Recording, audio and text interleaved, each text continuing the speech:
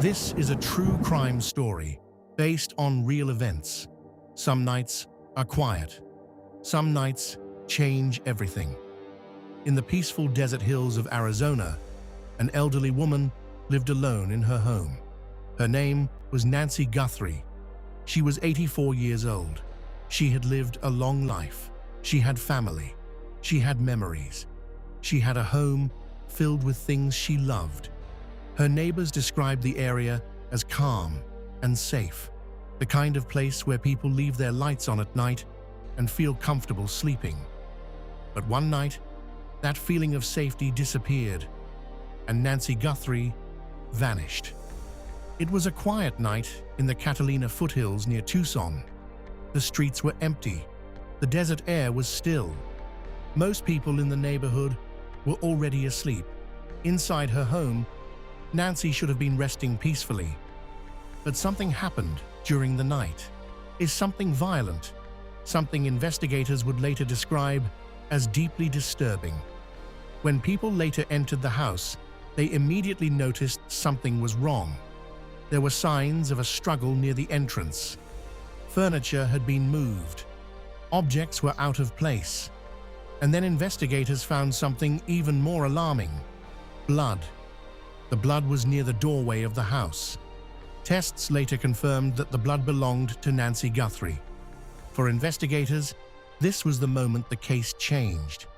This was not a normal disappearance. Nancy had not simply walked away from her home. She had been taken. Investigators believe someone came to the house during the night, someone who forced their way inside, someone who fought with Nancy near the entrance, and someone who took her away against her will. For an 84-year-old woman, and the situation would have been terrifying. Neighbors reported that they did not hear anything unusual that night. No loud screams, no crashing sounds, just silence. The kind of silence that hides terrible things. As detectives from the Pima County Sheriff's Department began investigating, they focused on a very specific moment in time, 1:47 in the morning. Something important happened at that exact time. A security camera at Nancy's home suddenly stopped working. The camera did not fail by accident.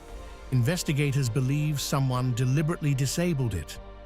Someone did not want to be recorded. Someone standing outside that house in the darkness. And from that moment forward, the night becomes a mystery. 25 minutes later, something else happens. 2:12 a.m. A motion sensor is triggered. Movement is detected near the home. So something or someone is moving in the area. But by this time, the camera is already dark. No image, no recording. Just a silent signal showing that something was there. Investigators believe this could have been the moment someone entered the home, or the moment someone left with Nancy, but there is no video to confirm it. Then the timeline becomes even more disturbing. 2:28 a.m. Another device suddenly fails. Nancy Guthrie wore a pacemaker. The device helped monitor her heart. Normally, it would continue sending signals, but at 2:28 a.m., the monitor suddenly stopped communicating. The signal was gone, completely. For investigators, this moment raised a terrifying possibility. It may have been the moment Nancy's life was in serious danger, or the moment something terrible happened inside that house. After that moment, and the night becomes silent again. No more signals, no more movement alerts, just darkness. Hours pass. The sun slowly rises over the Arizona desert. Morning arrives. And that is when people begin to realize something is very wrong. Nancy Guthrie is gone. No one can find her. Her phone is still inside the home. Her belongings are still there. And near the entrance of the house, investigators find her blood. That 3-hour window between 9:50 p.m. and 2:28 a.m. has now become the most important part of the investigation. Detectives from the Pima County Sheriff's Department studied that timeline again and again. What happened during those hours? Who came to the house? Why was the camera disabled? What caused the motion alert? And why did the pacemaker monitor suddenly stop sending signals? Those questions still haunt investigators, because the answers may reveal exactly what happened to Nancy Guthrie. Somewhere in that 3-hour window, an elderly woman disappeared from her own home. And someone out there knows exactly what happened that night. Even as investigators studied the night, another disturbing piece of the case emerged: ransom notes, multiple letters sent to media outlets. Each one demanded millions in Bitcoin for Nancy Guthrie's safe return. But the letters themselves brought new questions and new fear. Who wrote them? Were they real? Or were they cruel hoaxes designed to exploit the nightmare the Guthrie family was living? Some notes included details that only someone close to the house could know.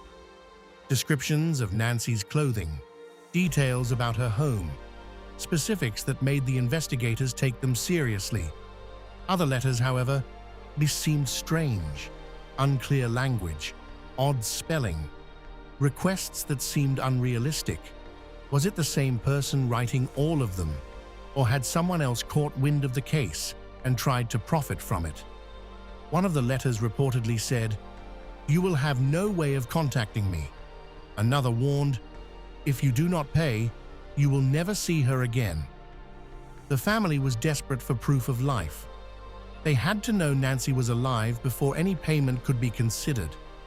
Investigators examined every word, every punctuation mark, every detail could be a clue. Forensic teams tried to trace the origin of the letters, digital footprints, handwriting analysis, even the type of paper and ink used.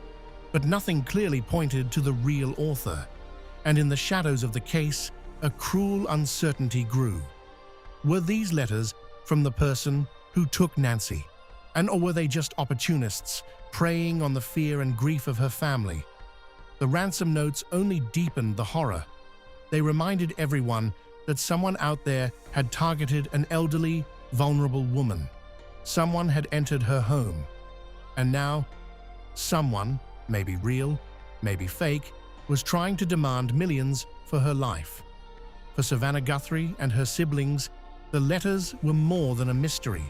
They were a nightmare made real, because each note raised the same terrifying question: where is Nancy Guthrie, and will anyone ever bring her home safely? As the case shocked the world, one voice rose above the fear and confusion: Savannah Guthrie, NBC News journalist, today co-anchor. A daughter desperate for her mother. She paused her broadcasting duties. She stepped away from the spotlight. Because her mother, Nancy, was missing. She took to social media with videos that shook people's hearts. Her eyes red, her voice trembling. "Please," she said, "we need help.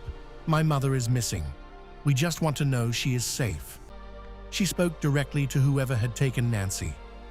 "If you are watching this, we are ready to listen. Please show us proof that she is alive." The messages weren't just words. They were a lifeline, a desperate plea from a family trapped in fear, unsure if each day could be their last with Nancy. And to show the seriousness of their hope, the family offered a reward: $1 million. Money meant to motivate anyone with information. Money meant to bring Nancy home. But no amount of money could erase the terror that gripped Savannah and her siblings. Every moment without answers was another moment of anguish.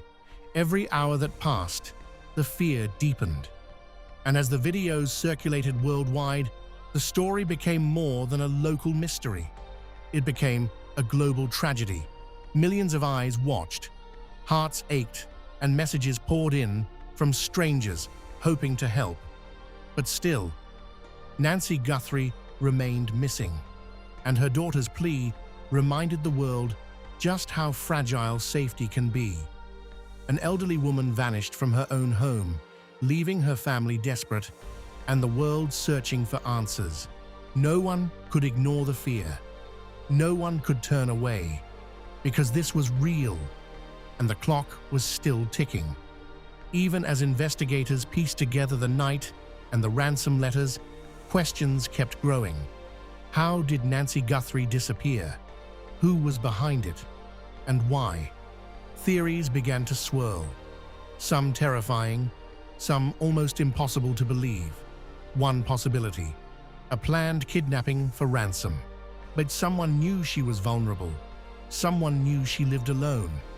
They disabled the camera. They knew about her pacemaker. They may have thought they could demand millions in Bitcoin and get away with it. Another theory: a targeted home invasion. Not random.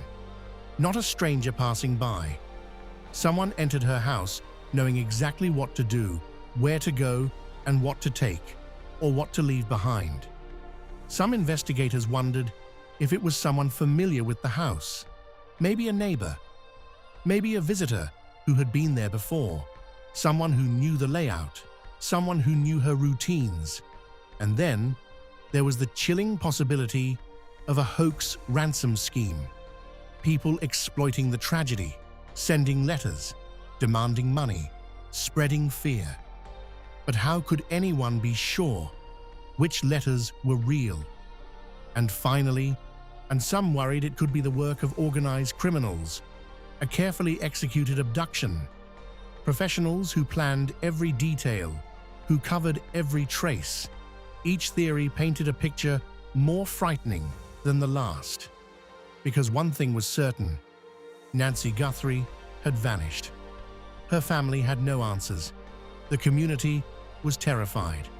And the truth, whatever it may be, remained hidden in the shadows. Every minute that passed, the possibilities grew darker. Every unanswered question made the case even more haunting. And for Savannah Guthrie and her siblings, each theory was not just speculation. It was a reminder of the danger that had struck their family, and that Nancy might still be in peril somewhere, unknown, unseen, unheard.